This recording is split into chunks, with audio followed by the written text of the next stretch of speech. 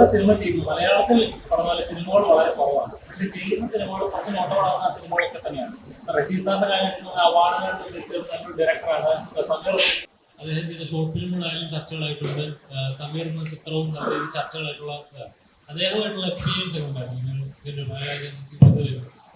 അദ്ദേഹം ഒരു രസികനാണ്. അത് അദ്ദേഹത്തിന്റെ റിയൽ ലൈഫിൽ അദ്ദേഹം ഒരു രസികനാണ്.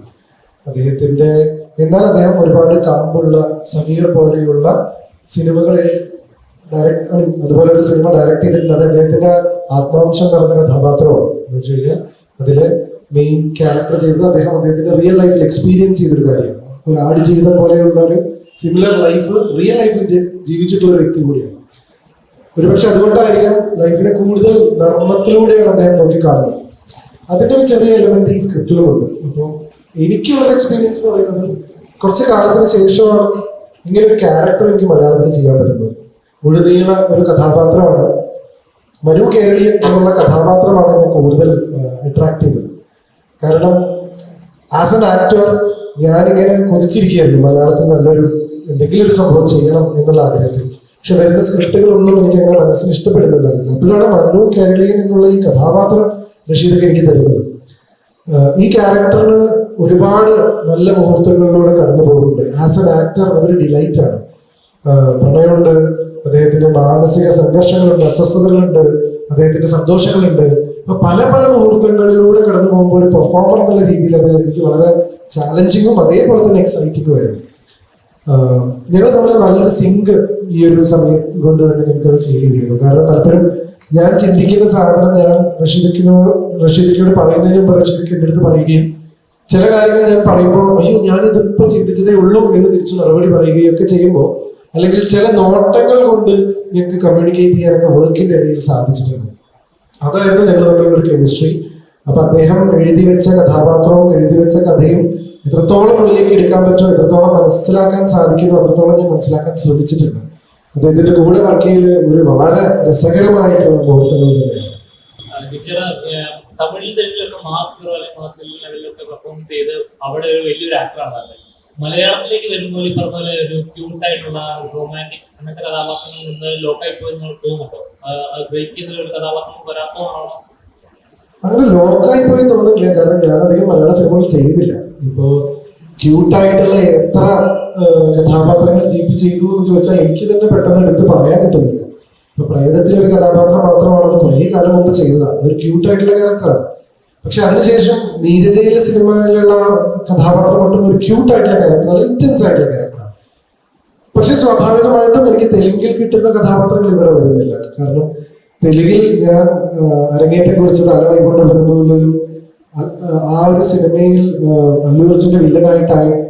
പിന്നെ ബംഗാരാജുവിൽ വളരെ സ്ട്രോങ് ആയിട്ടുള്ള ഒരു വില്ലൻ, കൊടൂര് വില്ലൻ ക്യാരക്ടർ പോലത്തെ ഒരു അതായതുകൊണ്ട് കുറെ സ്ട്രോങ് ക്യാരക്ടേഴ്സും അല്ലെങ്കിൽ ആളുകൾ പ്രതീക്ഷിക്കാത്ത സാധനങ്ങളും വില്ലനായിട്ട് ഒരു നായകനായിട്ട് മാറുന്ന അങ്ങനത്തെ ഒക്കെ കുറെ സാധനങ്ങൾ അവിടെ വരുന്നത്. ഇവിടെ എന്താണെന്ന് വെച്ച് കഴിഞ്ഞാൽ എനിക്ക് അങ്ങനത്തെ പരീക്ഷണ സ്വഭാവം വരുന്നത് ലോക്കായി എന്നുള്ളതിനേക്കാൾ കൂടുതൽ ഞാൻ സന്തുഷ്ടനാണ്. എനിക്ക് മനു കേരളീയൻ പോലെയുള്ള സാധനങ്ങൾ അല്ലെങ്കിൽ അതുപോലത്തെ സംഭവങ്ങൾ റഷീദിനെ പോലെയുള്ള ആൾക്കാർ ആലോചിച്ച് തരുന്നുണ്ട് എന്നുള്ളത്. കാരണം 3-4 വർഷമായിട്ട് ഞാനിപ്പോൾ തെലുങ്കിൽ കോൺസെൻട്രേറ്റ് ചെയ്യുമ്പോഴും മലയാളം എന്നെ ഓർക്കുന്നുണ്ട് എന്നുള്ളതിൽ എനിക്ക് സന്തോഷമാണ്. റഷീദ് സാർ നമസ്കാരം. സാർ ഓരോ ചിത്രങ്ങൾ ചെയ്യുമ്പോഴും ഓരോ മെസ്സേജസ് ഉണ്ടാവും. അപ്പോൾ സൊസൈറ്റി കൊടുക്കാൻ പറ്റുന്ന ചർച്ചകൾ അങ്ങനെ ലെവലിലുള്ള സബ്ജക്റ്റുകളാണ് ചെയ്യാറുള്ളത്. മനോരാജ്യം എന്താണ് മുമ്പോട്ട് വരുന്നത്?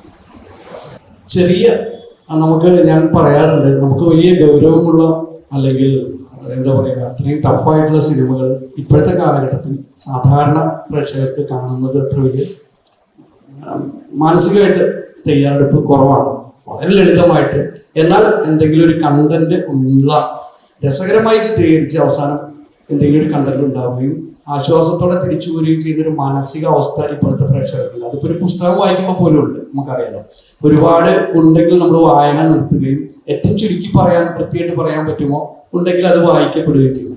ആ രീതിയിൽ വർക്ക് ചെയ്ത ഒരു സംഭവമാണ്. ഇതിലും വളരെ ജീവിതത്തെ സ്പർശിക്കുന്ന അല്ലെങ്കിൽ നമ്മുടെയൊക്കെ പലരുടെയും ജീവിതത്തിൽ സംഭവിക്കാവുന്ന ഒരു കണ്ടന്റും ഉണ്ട്. പക്ഷെ അത് അവതരിപ്പിച്ചിരിക്കുന്നത് അതിന് രസകരമായിട്ടും ചിരിക്കാനും ഒക്കെ ആയിട്ടാണ്. അത് ഓസ്ട്രേലിയയുടെ ഒരു പശ്ചാത്തലത്തിൽ കൂടി ആയതുകൊണ്ട് അതിനൊരു പ്രത്യേക മാനം വന്നിട്ടുണ്ട്. ഇതിനകത്ത് അഭിനയിക്കാൻ മാത്രമല്ല പാട്ട് എഴുതുകയും ചെയ്തിട്ടുണ്ട്. എല്ലാ മേഖലകളിലും ചെയ്യാൻ താല്പര്യമുണ്ടോ? താല്പര്യം മാത്രം പോരല്ലോ, നമുക്ക് കഴിയുന്നതിന്റെ ആഗ്രഹമൊക്കെ ഉണ്ട്. അത് ഈശ്വരൻ സഹായിക്കട്ടെ. പറ്റാവുന്നത് ചെയ്യുന്നു അത്രേ. അപ്പൊ ആദ്യം അഭിനയം തന്നെയാണ് എൻ്റെ ഏറ്റവും ഇഷ്ടമുള്ള കാര്യം. എഴുത്ത് വെറുതെ കുത്തിക്കുറിക്കുക അങ്ങനെയുള്ളൂ, അല്ലാതെ വലിയൊരു റൈറ്ററൊന്നും അല്ല. ഇദ്ദേഹത്തെ ഒരുപാട് നോവൽസ് എഴുതിയിട്ടുണ്ട്, ലിറിക്സ് ഒരുപാട് എഴുതുന്നതാണ്. ഞാൻ വെറുതെ കവിതകളൊക്കെ ഇങ്ങനെ വെറുതെ 2 വരി 3 വരി 4 വരൊക്കെ എഴുതി അങ്ങനെ വെക്കാറുള്ളതാണ്. പക്ഷെ ഇതിലെങ്ങനെയോ ഭാഗ്യവശാൽ അതൊരു ലിറിക്സ് ആയി ഒരു അംഗീകരിച്ച് അതൊരു പാട്ടായി കേൾക്കാൻ ഭാഗ്യമുണ്ടായി. അതിലൊരുപാട് സന്തോഷമുണ്ട്. വലിയൊരു ഇപ്പോൾ വരുന്ന പുതിയ പെൺകുട്ടികൾ പ്രത്യേകിച്ച് അത് വലിയൊരു പ്രചോദനമാണ്, എൻകറേജ്മെന്റ് ആണ്, വലിയൊരു കാര്യമാണ്. അപ്പോൾ ഒരുപാട് സന്തോഷവും നന്ദി എനിക്ക് ടീമിനോട് എല്ലാവർക്കും ഉണ്ട്. ഈ സിനിമയിലെ കഥാപാത്രം എത്രത്തോളം സ്ട്രോങ് ആണ്? ഇതിനു മുമ്പ് ചെയ്ത പത്രോസൻ പടം പോലുള്ള കഥാപാത്രമായാലും കുറച്ച് ബോൾഡാണ്, എന്നാൽ കുറച്ച് ക്യൂട്ടാണ്, അങ്ങനത്തെ കഥാപാത്രമൊക്കെയാണ്. ഇതിലെ കഥാപാത്രം ഇങ്ങനത്തെ ഒരു ടൈപ്പ് കഥാപാത്രമാണ്? ഇത് വളരെ നോർമലായിട്ടൊരു കഥാപാത്രമാണ്. അങ്ങനെ പ്രത്യേകിച്ച് ഒരുപാട് ക്യാരക്ടേഴ്സ് ഒന്നുമില്ല. കേരളത്തിൽ നിന്ന് പോയി ഓസ്ട്രേലിയയിൽ സ്ഥിരതാമസമാക്കിയ ഒരു പ്രവാസി മലയാളി ആവറേജ് പ്രവാസി പെൺകുട്ടികളെ എങ്ങനെയുണ്ടാവും അത്രയും ഒരുപാടൊന്നും പറയാനില്ല. അത് ഈ ക്യാരക്ടേഴ്സ് കൂടുതലും ഇതിൽ സ്വഭാവ വിശേഷങ്ങൾ ഉള്ളത് നമ്മുടെ ജിപിയുടെ ക്യാരക്ടറാണ്. ജിപിയായിട്ട് ജിപിനെ നിങ്ങൾക്ക് അറിയാലോ, എപ്പോഴും ഭയങ്കര വൈപ്പാണ്. എപ്പോഴും തമാശ പറയുന്നത്, ഇറിറ്റേറ്റ് ചെയ്യുന്നത്, ഡിഫറെന്റ് മൂഡാണ്. നമുക്ക് ഒരിക്കലും അത് പ്രത്യേകിച്ച് ഓസ്ട്രേലിയ ആയിരിക്കണം. നമ്മുടെ ഡയറക്ടറും അതുപോലെ തന്നെ മനുഷ്യനാണ്. സോ അതുകൊണ്ട് തന്നെ ഞാൻ നേരെ പോച്ച് ചെയ്ത് എനിക്കാണ് അനുരാജൻ പോയത്. അപ്പൊ ആ ഒരു ഡിഫറൻസ് ഭീകരമായിരുന്നു. പക്ഷെ രണ്ടും രണ്ടാണ്. എനിക്ക് രണ്ടും ഇഷ്ടപ്പെട്ടു, രണ്ടും ഭയങ്കരമായിട്ട് എൻജോയ് ചെയ്ത്. ഭയങ്കരമായിട്ടൊരു നമ്മള് വീട്ടിലൊക്കെ നമ്മളെല്ലാവരും കൂടി ഇപ്പൊ കാര്യങ്ങളൊക്കെ ചെയ്യില്ല, അതുപോലെ അത്രയും ലളിതമായി സന്തോഷത്തോടെ ഐക്യത്തോടെ ഷൂട്ട് ചെയ്ത ഒരു പടമായിരുന്നു. ഇനി ഇതിനെ സംഭവിക്കുമോ ചെയ്യുന്നതെന്ന് അറിയില്ല. ഒരുപാട് പഠിക്കാൻ പറ്റി, ഒരുപാട് നല്ലൊരു എക്സ്പീരിയൻസ് ആയിരുന്നു.